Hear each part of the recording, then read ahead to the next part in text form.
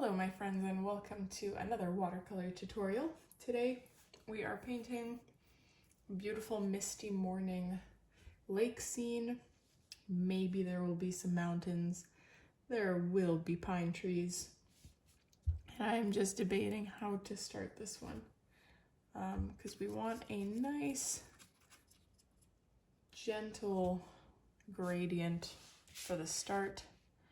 I'm gonna just flip this simply because there's black on my tape here and I know there's some here, so that's probably not gonna help. But I have this, I don't even know what color you would call this, tan, that I am mixing with like this creamy color. And I'm just going to, let's add some yellow actually to that.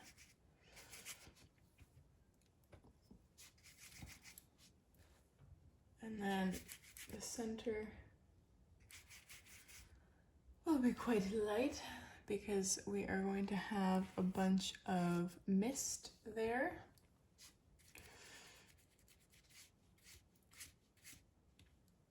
And then I'm gonna end with a more intense,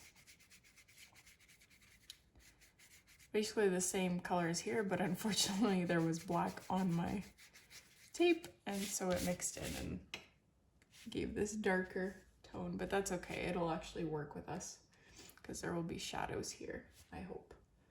So I don't really know how to go about this because it's kind of wet and wet, but kind of not. And I'm trying to decide what we should do here. I might try something totally different than I usually do or usually am used to.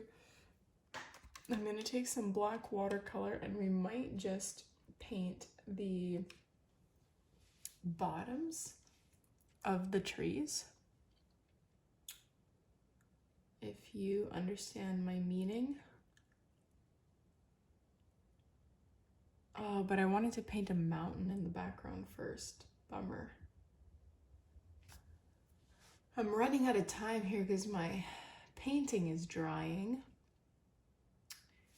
So scrap the trees. We are going to paint a mountain first because it adds a little bit of depth to the painting. So it's going to be a brownish black mountain. And it's going to go somewhere here.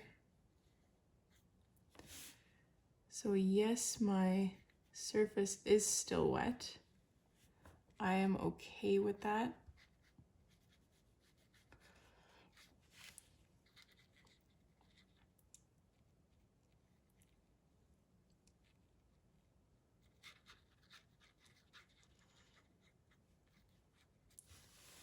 Because it worked out mostly.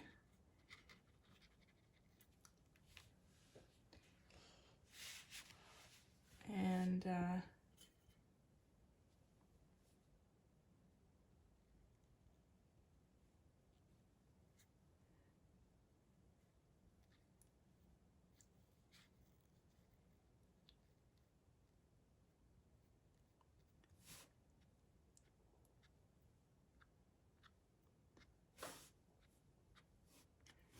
there is like a little, I don't know what this is. It looks like an eraser fragment on my paper and I just wanted to get that off. So that should be okay. That should be good with me. I'm gonna let this completely dry because half of it already is, and if I tried to do what I wanted to do, then it'll cauliflower. So yeah, let's let this completely dry and we'll just re-wet it. So this should be dry now. I'm just trying to figure out how to go about this next part because like this is, it's like a wet and wet technique. I'm using a reference, but this it's just a screenshot, so it doesn't have the author, there's no watermark. So if you recognize this painting, then please let me know and I'll happily give credit, as I always do in my description. But like, I can't figure out how the mist was done. And typically I'm pretty good at improvising. Like when I look at a painting, I'm like, oh yeah, that should be easy to do. But this one is really stumping me. This is one of the very few where I would actually like to see a tutorial to see how this technique was done, because I just have no idea looking at this thing. But I'm just gonna try. I took that same tan that we used for the bottom and the top, and I'm gonna start painting my pine trees using that color. I might switch to yellow, depending on what this looks like. But it's basically a yellow.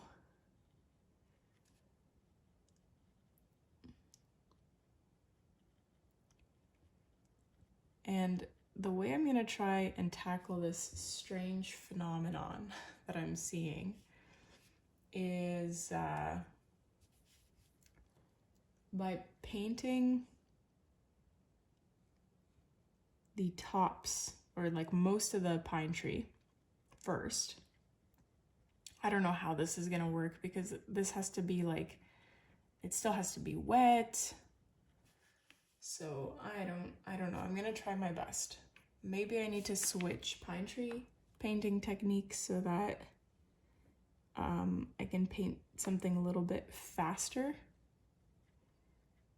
Just do this sideways brush stroke. I like that, how that looks better anyway. And then somewhere along the line, I have to start adding black to darken this. That was maybe a little bit too much.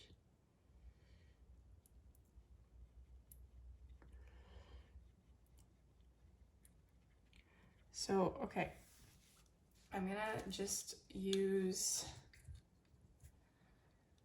a bigger brush momentarily, and I'm gonna pick up, whoa, why is this so hard? I think I forgot to rinse it, and now it has black like impregnated into it. So I'm just gonna grab a different brush entirely and pick up white watercolor, and I have to work kind of quick here. And this is how I'm trying to create that mist that I keep talking about. So I took white, and I think it would have been easier if this bottom part was also wet.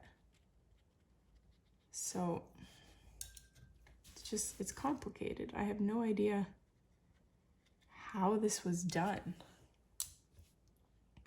It's a beautiful, beautiful technique, but really no clue here. I might have to just wet the bottom half of this painting, and I might have to like make it quite wet so that it maintains moisture during this whole process, because I'm doing a few things at once here. So anyway, let's continue and just hope this gets a little bit more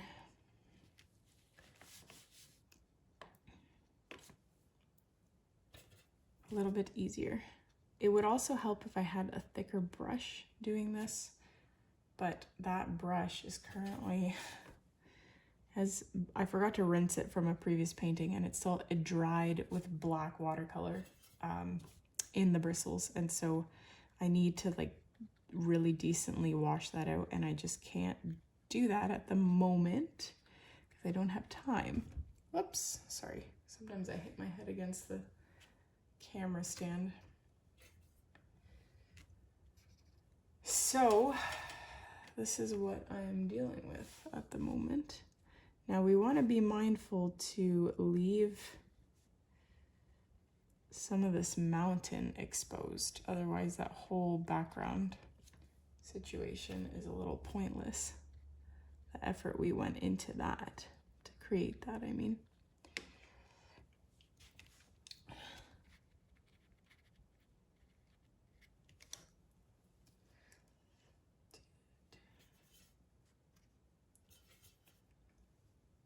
don't know why I just got this raging headache that is developing. I'm gonna make my pine trees perhaps a little bit farther apart here, because I do want, like I said, to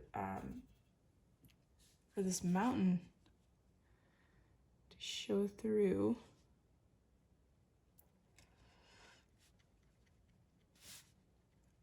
Although I'm not really doing anything different, so I don't know.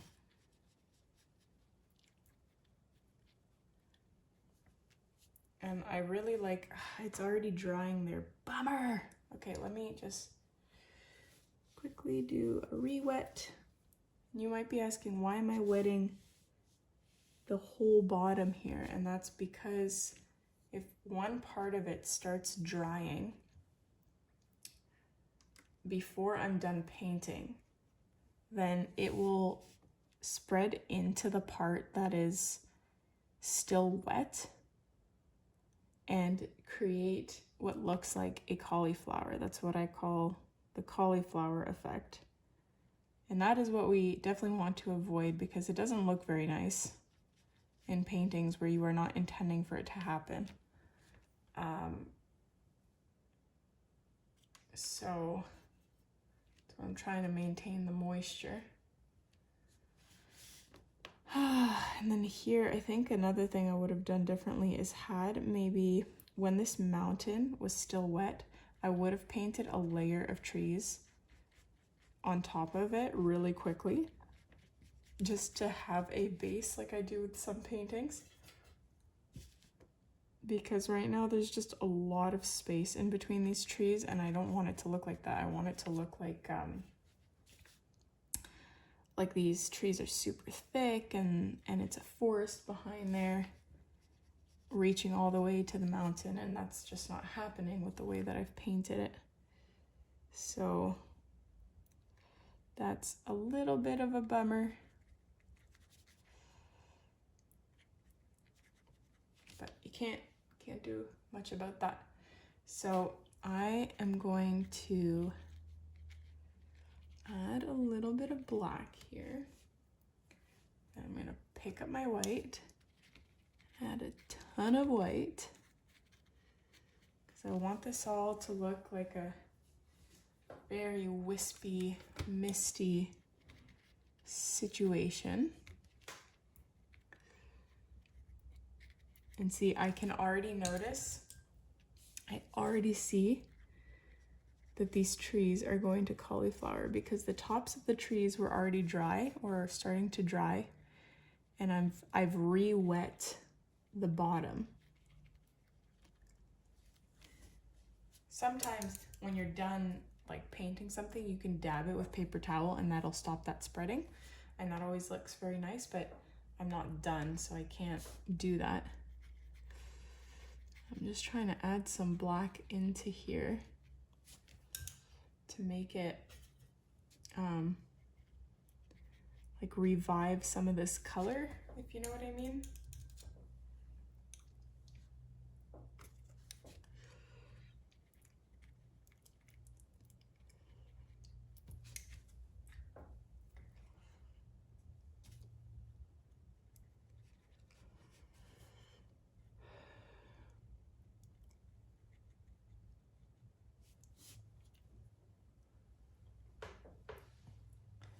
And this part is drying again. I do want it to be a little bit darker to make that,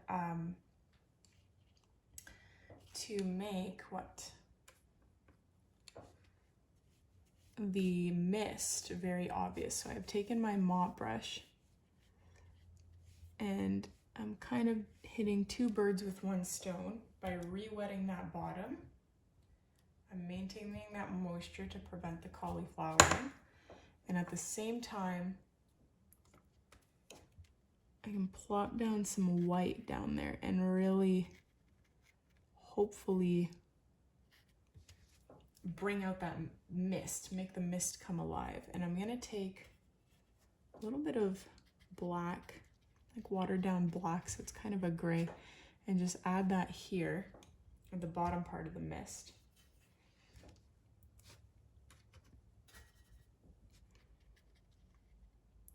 That was a tad bit too dark. Definitely not my intention. I'm trying to lift some of that because it just doesn't make sense for that to be there. Just take a bit more white and plop. Whoa, I took like the actual pigment part.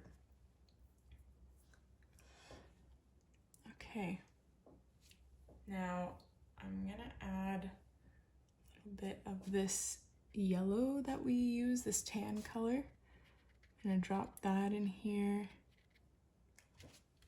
Perhaps a little bit of actual yellow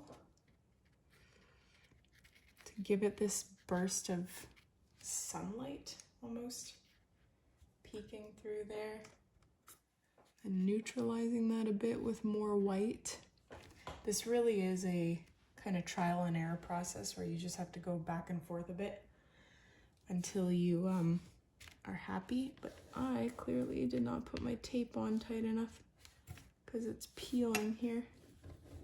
Bummer.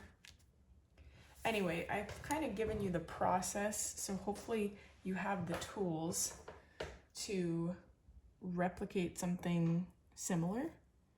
I don't know if this is gonna end up looking really nice in the end because first of all, there's a lot going on and it's hard to see when half your painting is dry and half is wet. And I really think that this is going to unfortunately cauliflower once this dries, and that is just gonna ruin it. I know it will. And it's really hard to mask that if that's what happens, because we're not painting over those trees. So I want to add a bit more black. I'm not satisfied with the blackness, with the amount of blackness poking through in here.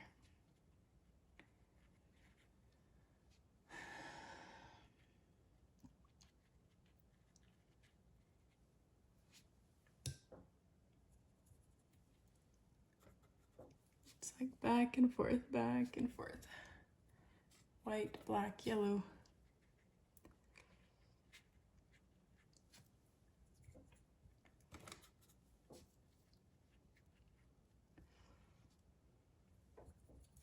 That was perhaps a bit too much.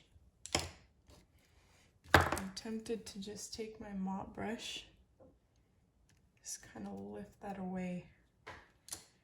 Just kind of magically make it go away.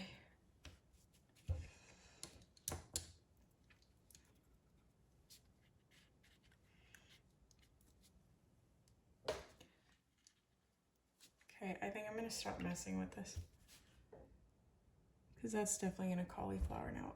Ugh. Maybe a little bit more yellow.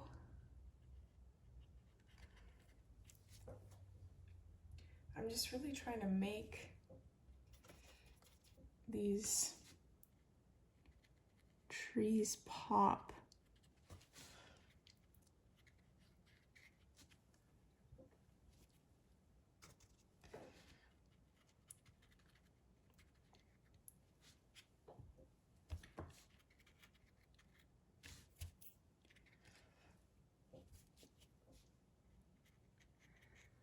So I'm gonna take like a little bit of paper towel or whatever, I'll just take the whole thing.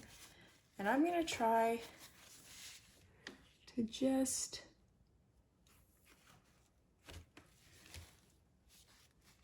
you can already see this cauliflowering happening here. Oh, okay, you know what? The only way to really truly make that go away is to basically repaint the tops of the trees, unfortunately.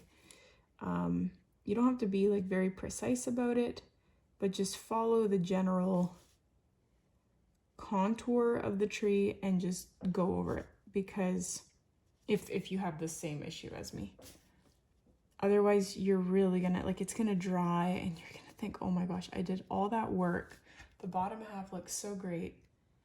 And then it looks ruined because of this thing that happens. So just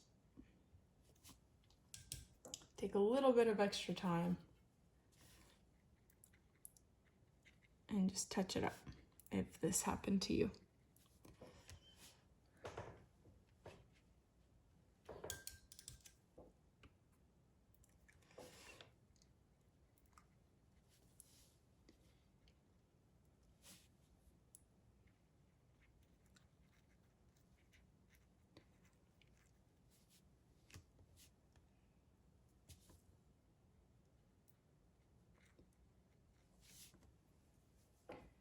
Okay, so I'm not going to mess with this anymore. I'm going to leave it the way it is. And we're going to let it dry, and then we will come back to it. Okay, so a lot just happened, and you probably won't see it because I usually edit out the hair dryer, but like my stand was falling onto me at the same time that my hair dryer was sucking my hair into like the back of the hair dryer. And I was also at the same time trying to fix this part while hair drying, like trying to extend the black down, because I saw as it was drying, basically half of our trees disappeared in the mist, which in essence you want a little bit of that, but it was too much. So I was trying to extend the trees downwards a little bit. I don't know how that really ended up working out. So I am super duper tempted to do another layer of trees, or at least like bring these ones down a little bit. Or should I just leave it and stop trying to make everything perfect? Because it doesn't have to be perfect. Or we can just add another like layer of white watercolor to make it misty looking. There's options. There's different options. Let's try the white.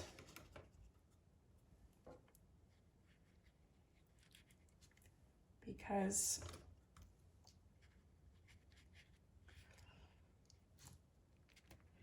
sometimes I like to use my finger to, I don't want to use the word blend, but that's kind of what I'm doing when I'm doing wet on dry.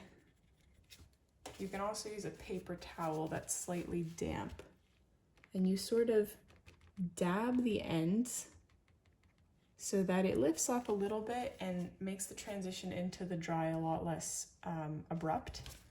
Like especially you can see that here, or at least I can. So I'm gonna do that at the bottom too. I don't know if that did anything. I don't think that did anything. It just muted my beautiful yellow. So, boo. All right, I'm gonna hair dry that, and then I'm just gonna do what I was, actually we don't need to hair dry this because while that part is drying, I am going to paint the reflection of this top part.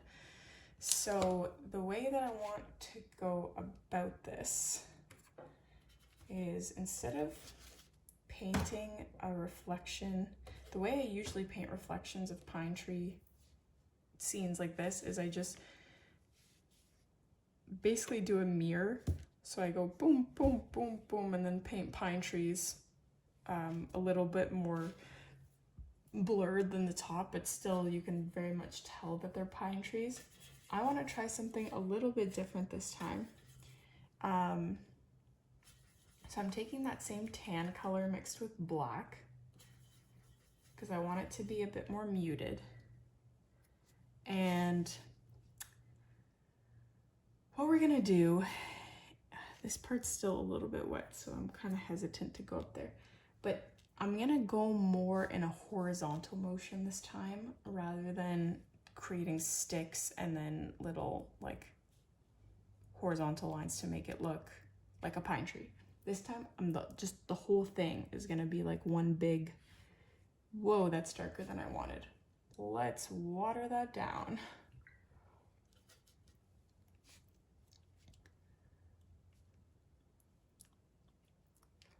And it's only when you get kind of to the end, so like this part is kind of the most sticks out the most.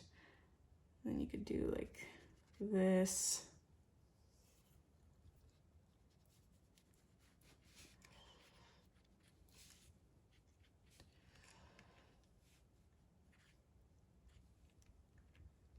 And I want that to blend in. I don't want it to be so intense, that line to be so intense. That was not the intention. But and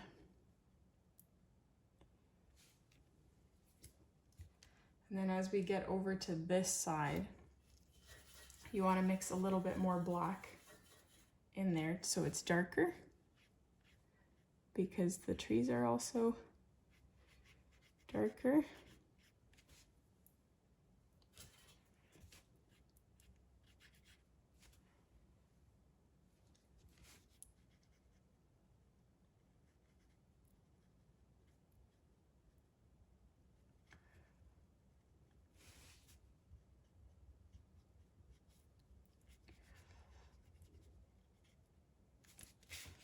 Something like that. I think that looks quite nice. And again, I just want to blend that top out a tiny bit. On this side, it doesn't matter so much because I'm going to be adding like a outcrop, but I'm okay with this. How? Oh my gosh, we're like 30 minutes into this.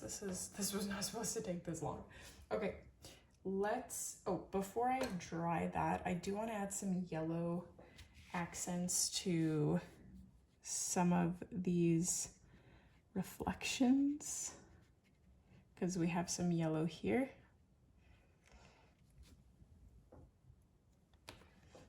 It's a bit too much. I'm trying to blend them out a tad bit so that they're not so intense, but that's okay. We'll just leave it like that, although I might take a little bit of this super watered down, just add some ripples over there in the corner. All right, let's blow dry this. Okay, so this is dry. We're gonna take black now, like super, super black. Not very much water, try to make it very pigmented. And we're gonna paint a little outcrop. So it's going to start like just about where your reflection begins. And you can make it go out as much as you want.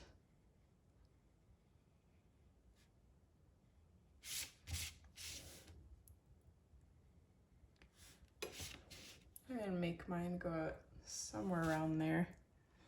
And I'm gonna switch brushes just so I can do a little I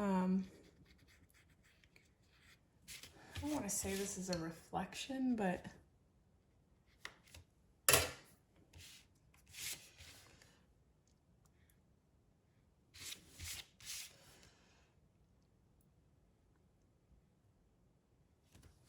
just a little something.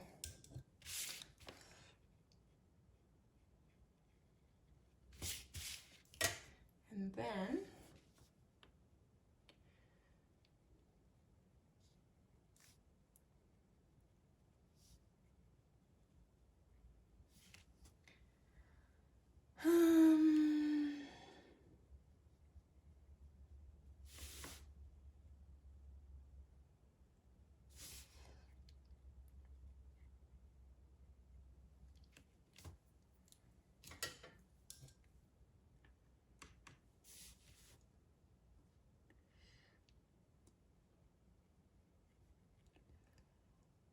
I took a very thin brush, like a liner brush here, and I'm just trying to make this outcrop kind of rough looking, like there's random grasses growing on it or something like that, just so it's not super smooth. You can make yours smooth if you want, but I don't.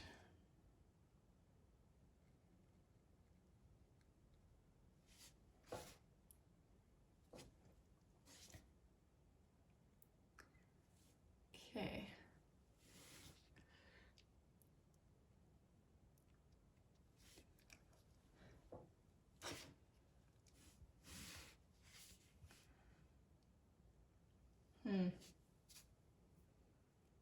I don't know, there's something here that is still just not to my liking. And I can't put my foot on it. Like maybe if I could add just a pine tree here in the forefront, it would balance this out. Like I probably should have flipped this, had the outcrop start from this side because there's so much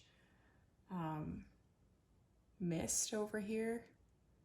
Didn't end up looking how I wanted it to look.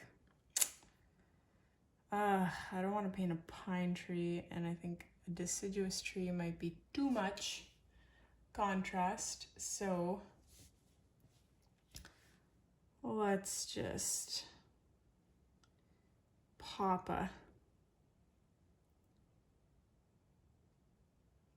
quick pine in there.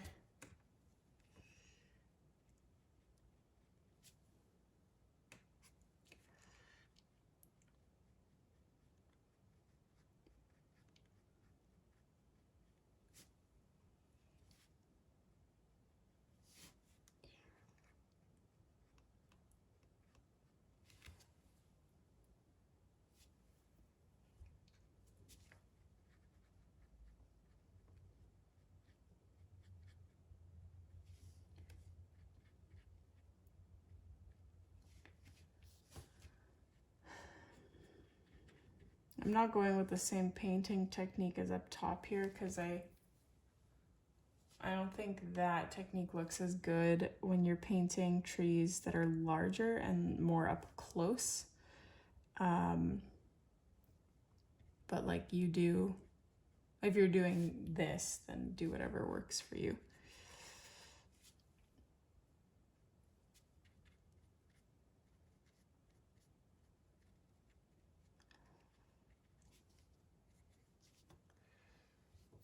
So I'm okay with that. I think that balances it out a little bit more. I'm tempted to also just paint some pebbles in this corner,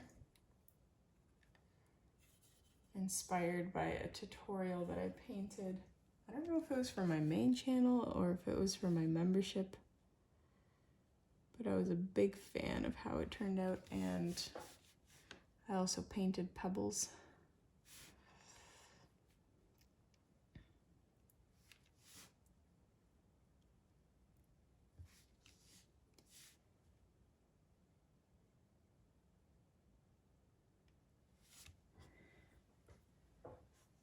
Something like this. And then I'm going to take my liner brush, which I forgot to rinse, so of course it's coated in black. And we're just going to do the little ripples underneath.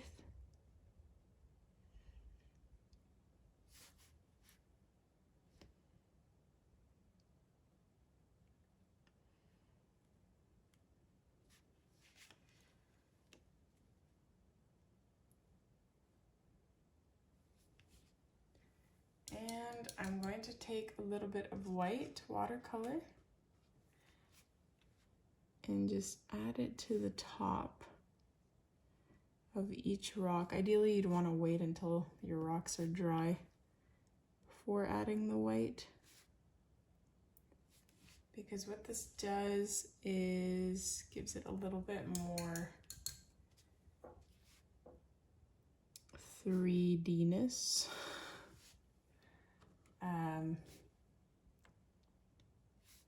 It makes it look less flat.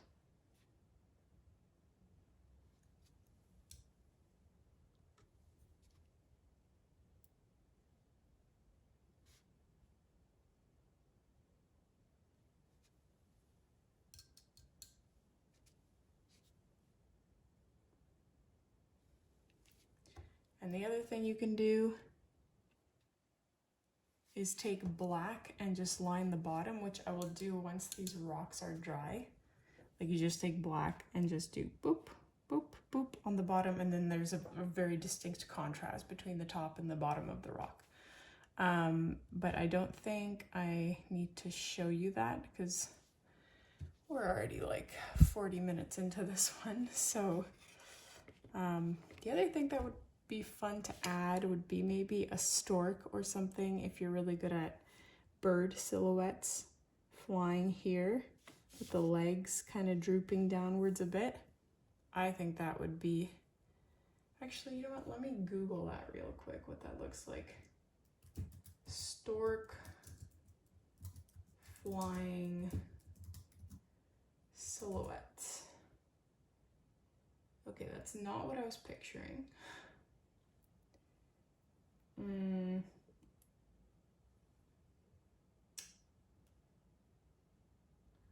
Picturing like the legs dangling a little bit. Oh, but now I'm tempted to try painting that, but I think it might be too much. I'm gonna try. Sorry. Why did I do that? Why am I doing this to myself? Okay, I've got black. I'm looking at this silhouette. You could also use a pencil and just like sketch out your little bird first, but my pencil is about as dull as something very dull, and it would not do anything for me on this small of scale.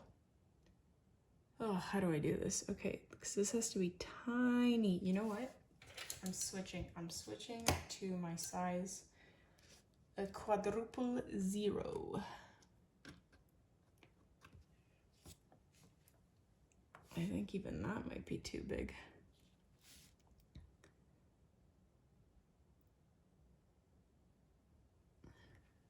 There's no going back now.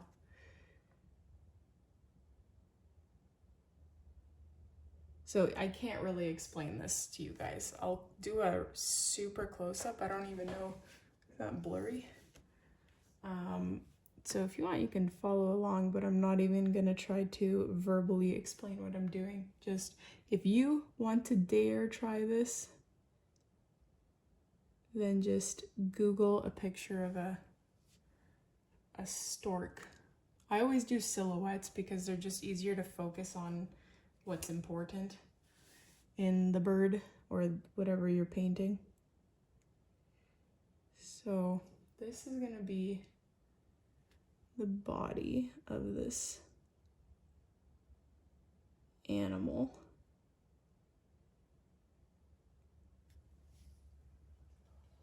And then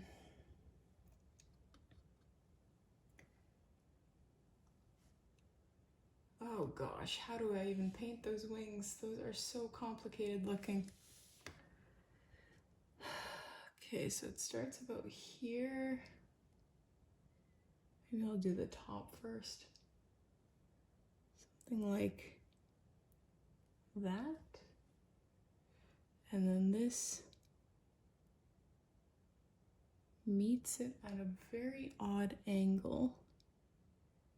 Something like that. I made that way too long. Ay caramba.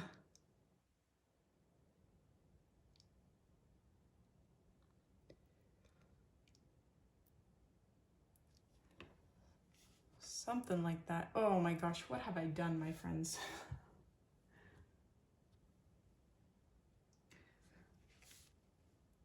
I should have made the body a lot thinner too. Aye. Okay. This wing is like way way more. It's like this. And then it sort of, whoops, bends.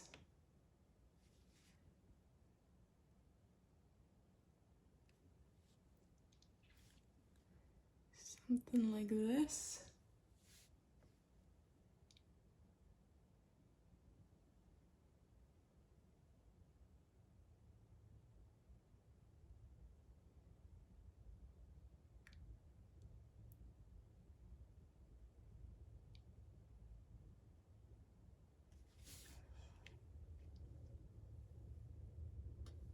What do you think, my friends?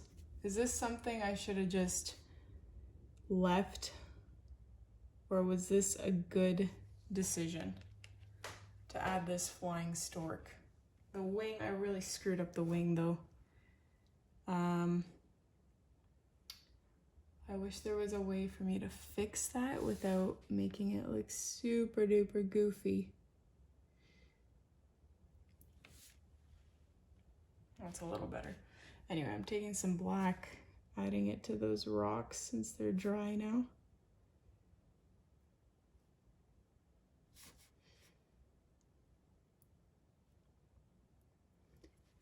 Probably would have been better to add them when they're still slightly wet, because then you could blend them out a tad.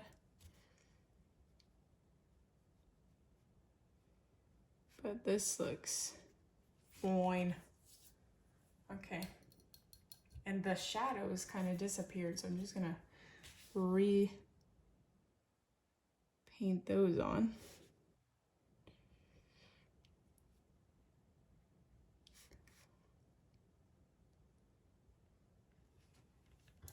Okay. You know what? I'm alright.